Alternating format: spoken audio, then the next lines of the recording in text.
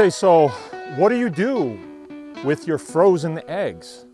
When it's so cold outside that the chicken lays the egg, and before you can pick it up, the egg freezes and cracks. Well, I'll tell you what, don't let that happen. We've been keeping chickens now, I guess it's going on 30 years. Wow, it's been a long time. And every place that we've ever lived has been cold. So today it's cold. It's definitely below freezing. I think it's about 25 degrees. Not as cold as it can get. It can get a lot colder than that. The wind's not too bad today. But what do we do to keep the chickens feeling comfortable? As comfortable as we can. Come on, I'll show you. You know how you feel when it gets really cold out and things don't feel right? If they have bedding to walk around on, they do much better. They like to keep their feet warm. So this is their feeder. It's got their regular ration in it. And I'm gonna grab some of this straw and I'm gonna put it around it so they have something to walk on. And it'll also give them something to do. This straw still has some grain in it.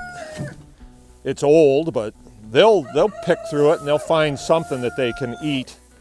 And then they won't be feeling as though their world's coming apart. And it's just something that you do every couple of days. Give them a little relief from the conditions, because it is cold.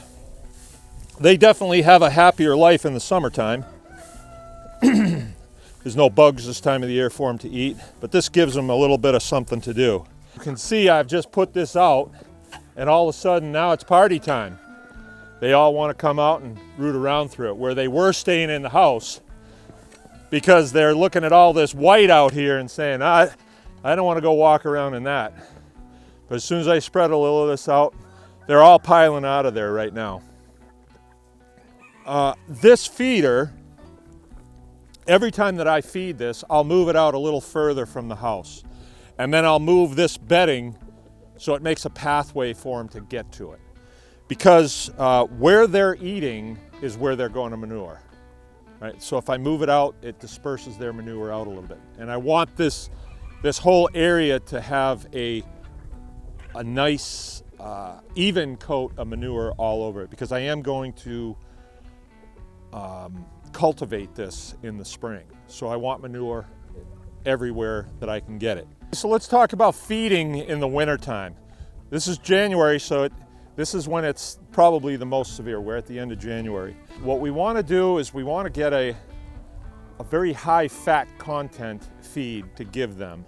Now, I advocate for other types of feeds, alternate feeds all the time. If you look around here, you'll see bones where they've eaten pieces of meat off of rib bones and stuff like that. Another thing that we do is, from the butcher shop, we generate a lot of fat from our pigs. Our Mangalitsa's are really fatty, and sometimes we have more fat than we can use. Doesn't happen much, but sometimes. And this is a bag. This was a bag of fat.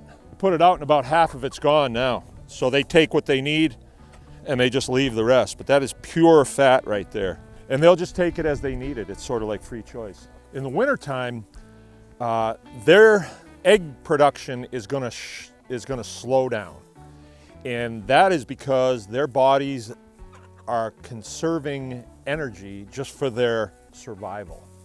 So when you make feed available to them that is super concentrated in fat and protein, like pig fat right there, then their body's like, oh, I got plenty of energy, I can go back into egg production.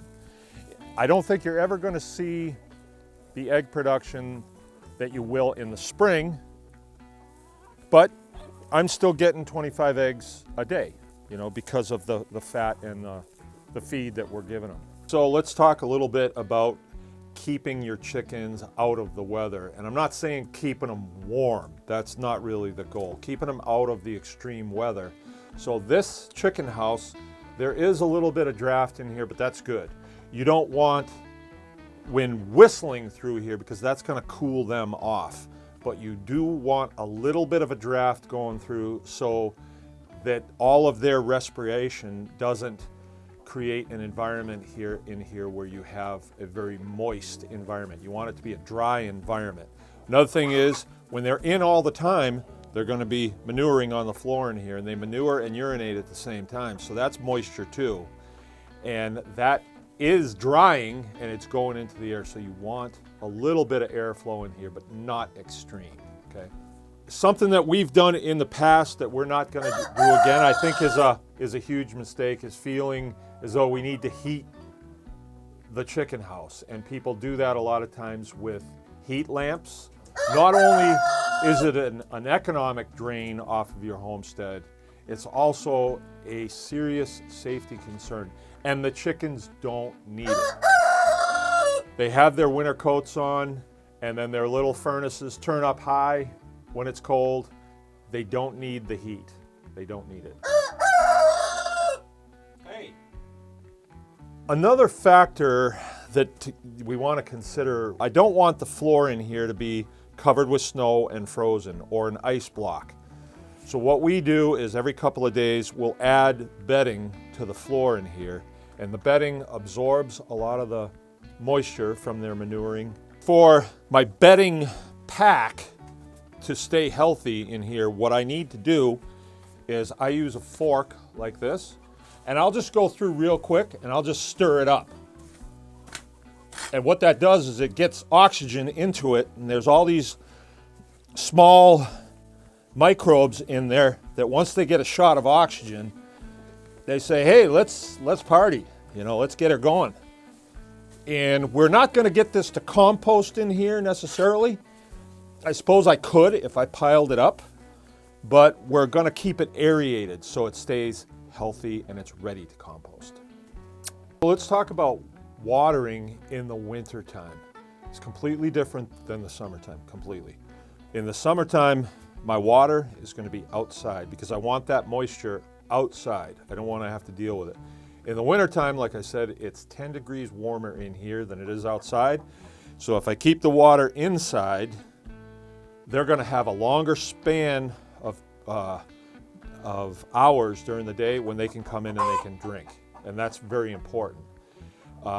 If I kept it outside on a day like today when it's 25 out, it would be out there for an hour maybe, and then it would get a skim of ice over it. And as soon as that happens, there's no water as far as they're concerned because they can't get through it. So we keep it inside in the wintertime. In the wintertime, you want to keep things as simple as possible. I just use a rubber tub. If it does freeze down, I can just haul it outside, turn it over and step on it, and then it's open, and then put water in it. Where it's 10 degrees warmer in here, that water that I take out of the tap at 48 degrees, that's a long ways from freezing. And then if it's in here sitting on the bedding pack, it'll stay open a whole lot longer. Real important.